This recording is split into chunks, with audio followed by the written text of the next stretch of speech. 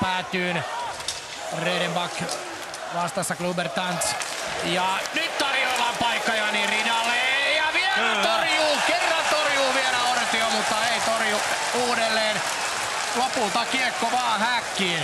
Ritako se sinne sitten kauhoo? Joo, Rita survaisee kiekon sisään ja Jokerit on tullut maalin päähän. Justiin tuossa nyt oli löperöä puolustamista kyllä IFK:lta, koska Redenbach ensinnäkin tässä näin kiekolle meno, niin aivan semmoista ei tollain tehdä, vaan ensin haetaan kiekko ja sitten vasta murehditaan sitä taklauksesta ja häviää tuon kaksinkamppailu, jolloin Jokerit saa kiekon ja Ritako se siitä sitten kauhoo. Tyrväinen tekee kyllä hyvää työtä, pistää Redenbachin tuohon myttyyn.